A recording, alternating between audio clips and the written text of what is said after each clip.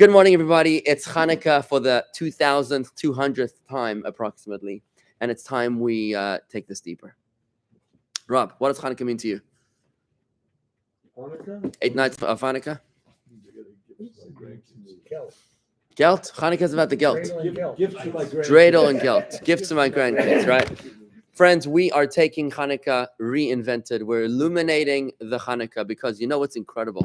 What's amazing about the Torah is that I'm going to give you a quick analogy. So if you want to, imagine a person, not you, imagine a person knew that they were dying and their kids were very, very young. But they wanted to impart profound life lessons to their children in a way that their children will be able to understand. What would such a person do? Their children are toddlers, cannot communicate with them intellectually. What kind of legacy would you leave those children to be able to ensure that they plumb the depths of that person's life experiences and wisdom and worldview? What would you do? Would you write them a letter? Would you leave them a video? Or you could write a history of yourself and provide it. Someday they'll read it. So this is a very interesting question to ponder. Sometimes our children are 3 years old and we can't explain to them things. Sometimes they're 23 years old and we can't explain to them things. We can't get through to them, right? So what the Torah has done is that it's coded the most profound lessons of life and the universe into stories, parables, and peculiar customs. So that when we encounter these stories and customs, we will have the ability to decode them, to unravel them, and discover the wisdom that lies within. Now, what's the point of doing that? If they're already going to give us some information, then why give us a code? Why don't you just give us the analog? Just people love stories. Why do people love stories? Why is that? What? It definitely engages them more than just. Okay, so everybody loves a story. There's no need to explain why people love stories. But what happens when you experience a story versus a one-line directive? You remember it. You retain it. Our mind thinks in pictures, right? Our mind thinks in pictures. So what happens is when you have a story, especially a story is something you're going to remember. It's an experience. Especially a story that you needed to grapple with, to chisel into, to crack open, to unload, to decode, to apply. When you went through that entire process of personalizing, applying that story, it's now no longer just a story that you heard. It's a story that you've experienced. When we've been through 2,200 years of the customs of lighting the Chanukah lights, it behooves us at some point to ask, why are we doing this? What's the story here? And then you listen to the story and you're like, okay, so why are we doing this? What's the message? What's the lesson? Why? Why? And that is what we're going to be doing in this discourse. My Chanukah, we're going to be beginning with the Talmudic verbiage regarding Chanukah. We're going to analyze the story of Chanukah, not as an ancient idiosyncrasy, but rather as something which is profoundly personal and that's conveyed to us through the metaphors, the stories, and the customs of Chanukah. Got it? Good. So let's hear what the Talmud has to tell us about Chanukah. It's on page 335 in our textbook, in our book. Chassidic Discourses, Volume 2 is the one that's in print. And it goes as follows. Page 335. The name of the discourse is My Chanukah. If anybody can post the link here, that would be great. Winston, if you're with us, please. Okay. My Chanukah, the Gemara says in Tractate Shabbos 21b. Remember, Chanukah is not a biblical festival. So it's not in the 5 books of Moses. Which festivals are in the 5 books of Moses? Rosh Hashanah, Yom Kippur, Sukkot, Simchas Torah, not Simchas Torah, Shmini Atzeres, Pesach, Shavuos. That's pretty much the holidays that are in the Torah, the 3 pilgrimage festivals, and Rosh Hashanah and Yom Kippur. But when it comes to Chanukah and Purim, these were relatively recent Jewish holidays. Chanukah happened 2,200 years ago, and Purim happened a little bit before that. Purim was after our first temple was destroyed. We were exiled for 70 years in Babylon, which then was conquered by Persia. And the Persians, the Iranians, under the leadership of Darius II, the son of Queen Esther and King Ahasuerus, the Jewish king of Persia, of Iran, sent the Jewish people back to Jerusalem to rebuild the second temple. That was the end of the Purim story. After the second temple was built, the Greeks showed up and they then experienced the Chanukah story.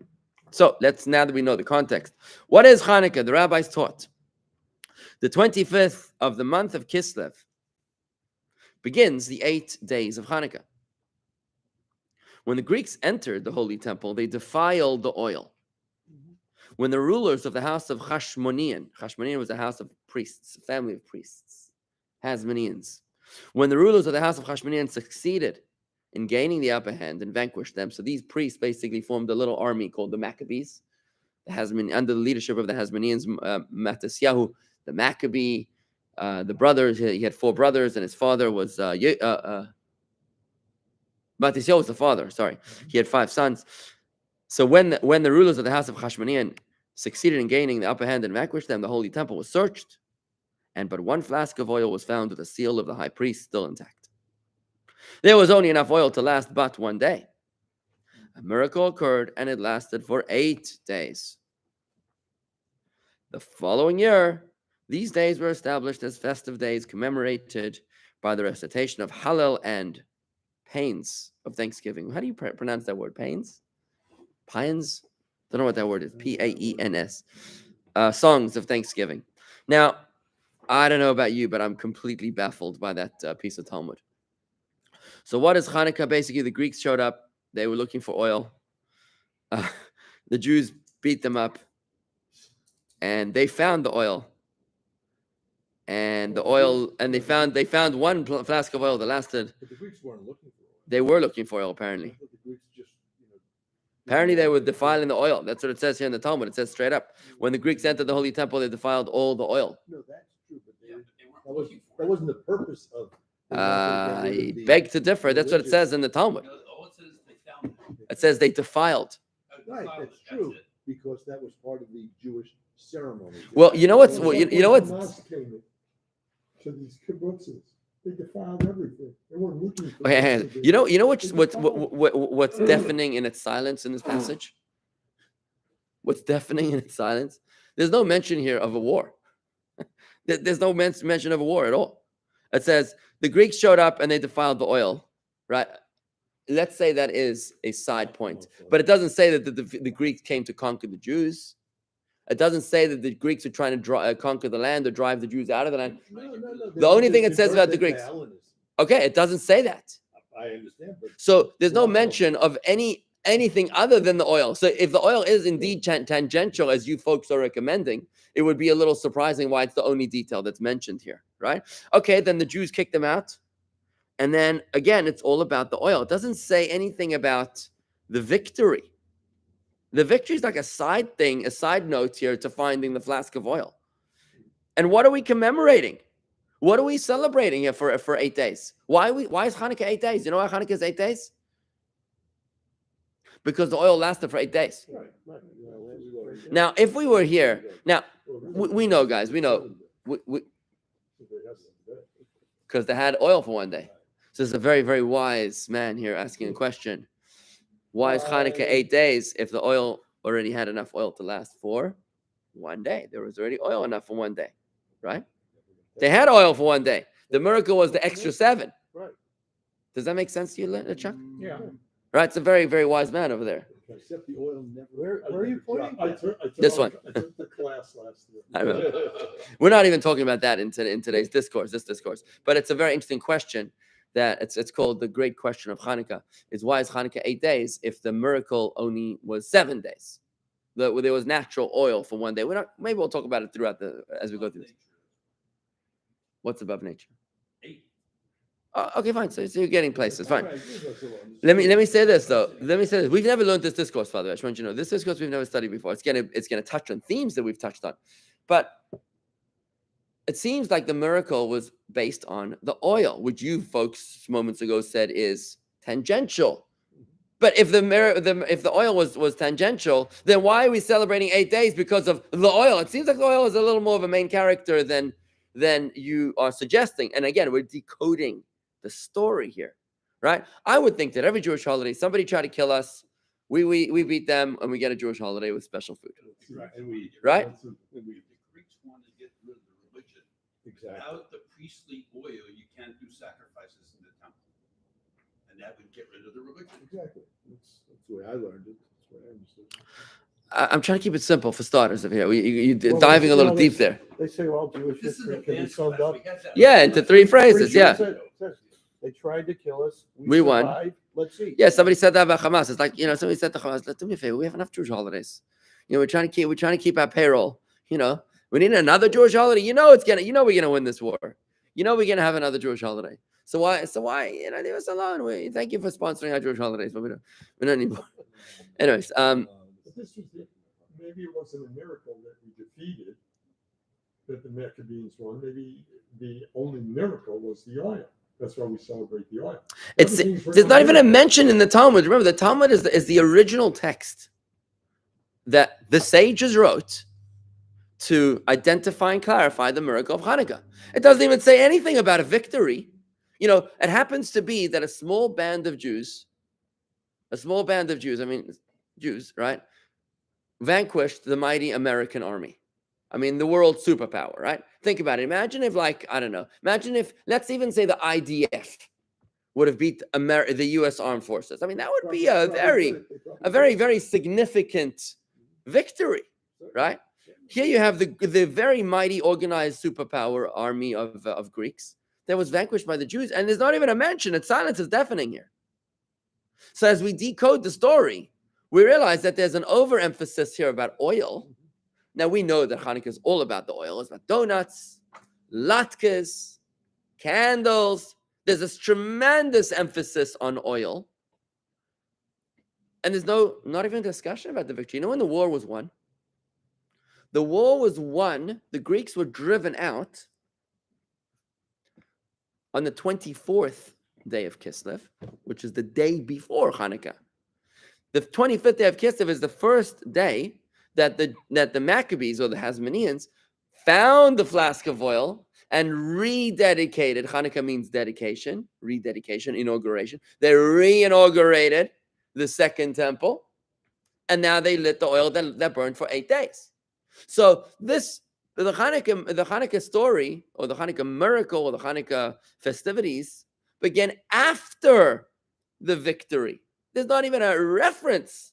There's not even a memorial. Imagine if Hanukkah started a day before we started again. The first day is because we're grateful to God for the victory over the Greeks. The next 8 days or 7 days, however you want to call it, is for the miracle of the oil. That would be interesting, but there's not even any. So how do we know there was a victory? Maybe the Greeks It references it very, very light reference here. No. Maybe the Greeks came in, they caused destruction, and they said, "We're out of here." So it wasn't a victory. Now the Jews have to deal with the destruction. They're trying to put their lives back together, and that's when they only find this oil enough for 1 day. So maybe you're just assuming. That's why there's no mention of it. No, hang on. Because in the Torah, whenever the Jews have a victory, it's celebrated. Right. It's not Here, there. So maybe the it was a silence, victory. But the it's not- silence is deafening. It's not the physicality of the war itself, the combat. It's a spiritual combat. Okay, so clearly this is what's beginning to emerge. When you read this text in the Talmud and you see the underwhelming reference to any victory of battle. Now, the Greeks were a brutal and ruthless enemy. They were conquerors. These guys moved in and they didn't move out. These were buyers, not sellers. They moved in and they were not going anywhere, right? Which is why even when, today, we live today in a world which is influenced more by Athens than by anyone else. If you think about it, these were influencers, they were thinkers. They've influenced the modern world more than any other nation. Think about it. The Romans were brute strength, but the Greeks were philosophers and thinkers. They imposed their culture upon everybody else. So clearly the conclusion we're coming to as we evolve from our kindergarten perceptions of Hanukkah. Purim is Halloween, the Jewish Halloween, and Hanukkah is the Jewish Xmas, right, for presents, right? This is now we've got to evolve from those rudimentary perceptions and realize that as we study this magnificent piece of Talmud in Shabbos 21b, we realize that perhaps, yes, there was a physical war, but perhaps this war was a different kind of war that was far more focused on the spiritual element than it was focused on the physical victory. And that's what this discourse is going to explain. The first half of the discourse, we're going to talk about the oil. The second half of the discourse, whatever, without getting into it. But let me just give you a brief overview of where we're going with this. The Greeks were an enemy different to any other enemy we've ever faced. You see, every other enemy that we've ever faced wanted nothing other than to kill us. It's like the Hamas. Hamas is very clear what they want, from the river to the sea. Right? They want a one-state solution. Their state, right? They want no Israel, no Jews, right? They want that's it. They're trying to kill us. Like the Nazis. Nazis didn't care if you converted to another religion or something else. If you have 1/16th Jewish grandfather, then forget about it. You're a Jew, you're going to be killed, right? So these were enemies that were trying to kill the Jewish people. That's a classic anti-Semite. But the Greeks were a sophisticated anti-Semite. They actually were not trying to kill our bodies. They were trying to vanquish our souls. This was not a physical war. This was a spiritual war. Effectively, it was a war about culture. They wanted to impose their values, their Hellenistic culture, upon the Jewish religion. And they were very threatened by the Jewish religion. No prayers, no nothing. They were very threatened by the Jewish religion. Now, I'm going to do a quick overview on where we're going with this, right? The Greeks actually were very okay with the Jewish people's wisdom. The Greeks were men of wisdom. Who are the great celebrities of America today? No, of America. Who are the great celebrities of America today? The great philosophers of America today. The great celebrities are Justin Bieber, Oh, please. Oh, please. Paris Hilton. She's still around. People like great thinkers like Taylor Swift and Kanye West, another great thinker, right? These are the leaders of American culture today. I mean, these are the people that if they said something about the Hamas-Israel war, They're right. then they have to be right. I mean, these are the leaders of our society today, right? It's sad. It would be funny if it wasn't so sad, right? Who are the leaders of the Greek culture? Dante, right? These were artists, these were thinkers, these were philosophers, right? These were great people, right? So the Greeks were people that appreciated wisdom. They appreciated culture. When they encountered the Jew, they were very curious. They were like, wow, these guys are awesome. They loved the Jewish people. We had great architecture in our temple, great wisdom in our books. We're the people of the book. And they even liked our customs. They're like, wow, estrugs and lulavs and matzah to fill in. Very, very cool stuff we have. The one part that they could not handle, they loved the intellectual component of Judaism. They loved the eclectic component of Judaism. Things like compassion, kindness, welfare, justice. These were great principles that the Greeks also shared with us. But the one part that they could not tolerate was the faith component of Judaism.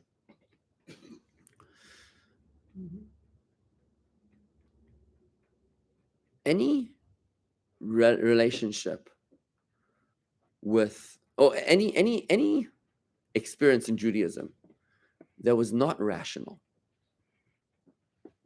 any part of Judaism that was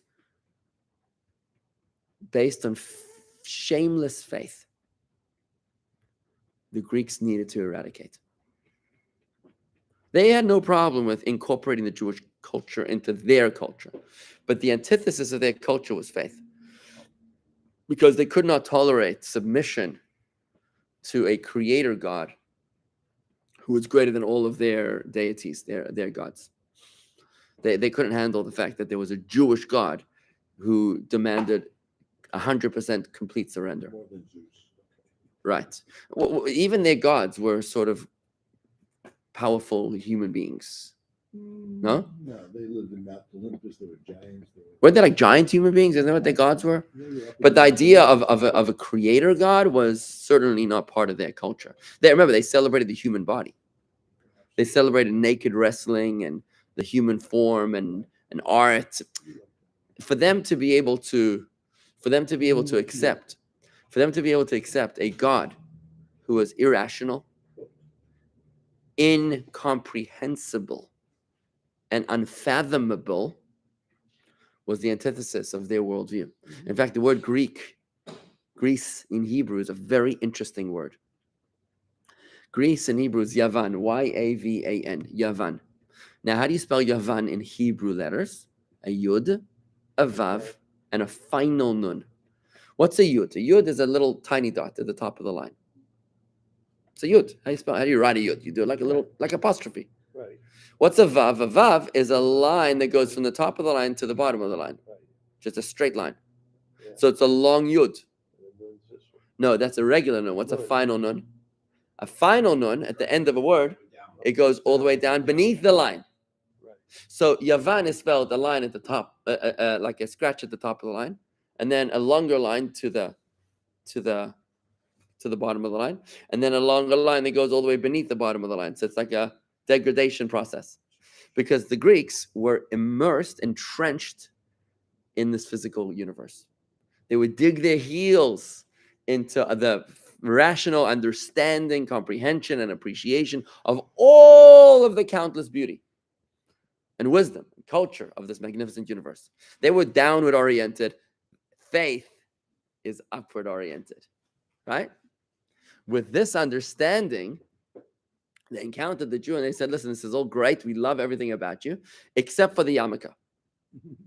Because what's the yarmulke?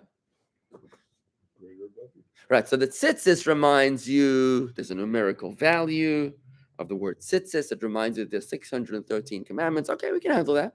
But the yarmulke reminds you that there's something greater that's higher than your brain. There's something that sits on top of your brain, higher than understanding, a super rational relationship with God, which means that you pledging allegiance to a being that cannot be understood. And they said, no, the yarmulke's got to go, right? Yarmulke's got to go. I don't think they wore yarmulkes. And it wasn't just the yarmulke. Of course, they were yarmulkes. There wasn't just the yarmulke that they had a problem with. There's actually three kinds of mitzvahs that we're going to encounter in this discourse.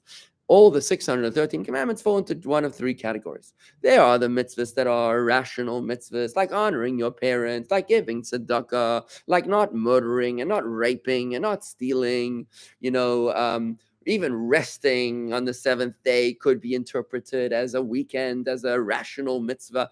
All those they were very, very okay with. No problem. These are called the mishpatim. A mishpat is a mitzvah that is rational. Even without the Torah, we would have been willing to accept these kinds of mitzvahs. They couldn't deal with the cokes. There's a second type of mitzvah which is not rational, but it's testimonial. It's called the edus, E-D-U-S. Edus. The edus mitzvahs are testimonials. They remind us of things that have happened a long time ago, like the matzah. Or Shabbos. Oh no, Shabbos is, I wouldn't use Shabbos as an example. But let's say the matzah reminds us we came out of Egypt, we were slaves in Egypt. It's very nice historical recollection of our people's heritage. What else do we have? The esrog is edus. But it basically reminds you of Sukkah. Well, the sukkah, let's say the sukkah. So the sukkah reminds us that we were once nomads, okay? Traveled through the desert, it's a good story, right? They were okay with that. Then comes the third kind of mitzvah, which is completely irrational. It's called the chok, C-H-O-K, the chok. The chokim are the mitzvahs that we do because they make no. When God says, because I said so. For example, the laws of purity and impurity. They make no sense whatsoever. That a dead body of a Jew imparts impurity. A dead body of a Gentile does not impart impurity. Only Jews are impure and Gentiles are not. There's something called the red heifer. There's a special cow called the red cow. And if you burn its ashes and you sprinkle its ashes with a certain kind of water and certain kind of woods, and you spray it on somebody who's impure, then the person who's impure becomes pure. And the pure person who was spraying the water, guess what happens to him? He becomes impure. How do you explain it? You go into a mikvah, a body of water, right? And now you emerge purified. This makes no sense. This makes no sense. Why do we do it? The Greek says, we're good with 2/3 of your faith, but the 1/3, the chukim, is got to go. Right? Which is why when it came to the oil, in the temple, the Greeks said, look, we don't need to destroy your temple like the Romans later did, and like the Babylonians did. They were trying to destroy the Jews, the bodies. They burned the temple down. The Greeks are like, no, we like your buildings. Keep it up. It's great. And we like your candelabra. We like your oil that you're using to light the candelabra, because the candelabra is such a beautiful symbol of light and illumination and wisdom, and they love the whole idea. But to say that the oil is a holy oil, this they didn't want. And that's why they impurified the oil. That's why what they were looking for, if you look again in the Talmud, when the rulers of when the Greeks entered the Holy Temple, they defiled all the oil. The way the discourse is going to describe this is they actually were focused on the oil. That's exactly what they were looking for. And they didn't even break the oil bottles. All they did is that they broke the seal of the high priest. There was a wax seal of the high priest that certified them as holy. And that is what they were trying to break. They said no such thing as holy oil. Why is oil holy? Because according to the law of Torah, the chok, the decree of God as told to us in Torah, which is irrational, when prepared under certain conditions, the oil is holy. But if prepared under regular conditions, for example, if it was prepared by a person who came in contact with a dead person, who touched the dead person, let's say somebody left the cemetery and then he walks and he touches the oil, then the oil is unholy. It's impure, right? Does this make sense? No, but it's only this way because that's how God commanded us to do the Torah, right? So now the priest would mark it off in a special place. This is holy oil. The Greeks said, we can use any oil. It's fine. And they just unscrewed the bottle tops. That's all. They just unscrewed the bottle so it wasn't fresh. And they said, use the oil. Just don't use holy oil. Well, now we understand that the war was a spiritual war. It wasn't a physical war. I mean, of course it was a physical war. They were trying to occupy us in order to enforce their values upon us. When the Greeks drove them out, they were free to, when the Hasmoneans, the Jews, drove them out, they were now free to celebrate their own culture. But the difference with the Chanukah war over every other war in Jewish history is that every other war in Jewish history ended upon the miracle. The Chanukah war never ended. The Chanukah war rages on until this very day. We are still fighting the battle against the Greeks. Why? Do you know anyone that mocks the Jewish conviction to Torah? Do you know anybody that mocks the belief in God? Do you know anybody like that? Do you? There are atheists who. There are atheists. Do you know college students that do this? Even What? Jews. Do you know any college students that do this? I'm sure. Of course. So there are people that maybe in our own families that say, oh, Dad, come on. Why are you so antiquated?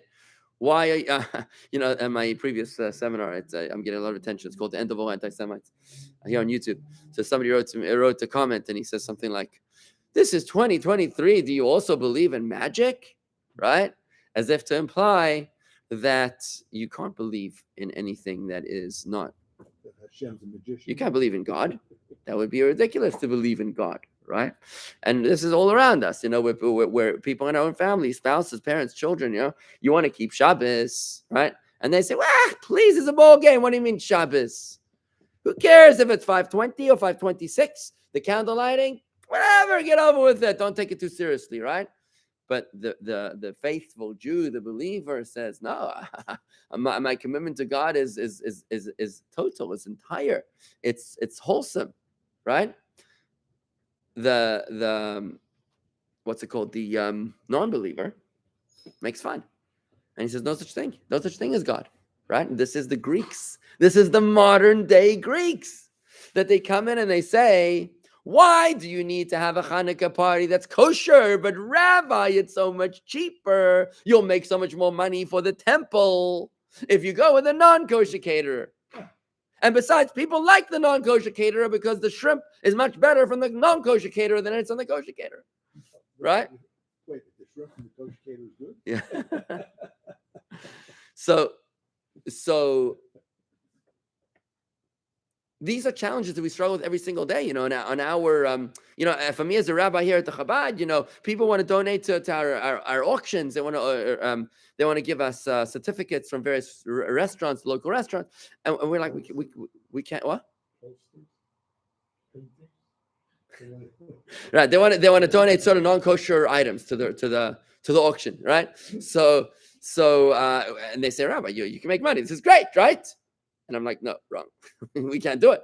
So how do you deal with that? You got to realize that, okay, many people are just simply, they just mean well. They don't know. But then there are people that double down and they say, come on, Rabbi, don't be so naive. You'll make money. You'll make money. The world runs about money. This is the modern day war of Chanukah, where it's primarily the Jews. The war of Chanukah is the Jews that became Hellenized. And they adopted the values of the Greeks, and they said, you don't need to send your child to Jewish education. It's 3 times the price. And the kosher meat is more salty. Right? And walking to shul is just, I don't know, it's crazy. Right? So they'll scoff at it. But the Maccabees, the victors of Chanukah, is those who held strong, fearless and unafraid. They said, these are our values. This is our commitment. This is what we got to do. We're committed to the holy oil. We're not changing a thing because that is how God commanded us to do this. Now, we're going to learn this discourse in the book. It's very, very beautiful, very, very applicable, very, very modern. So we're taking that original rudimentary Chanukah kindergarten perception and we're making it super, ultra relevant, uber modern, very relatable as we identify the Greeks around us and the Greeks within us to be able to ensure that this year we're going to win the Chanukah war. Thank you very much, everybody. And you know what?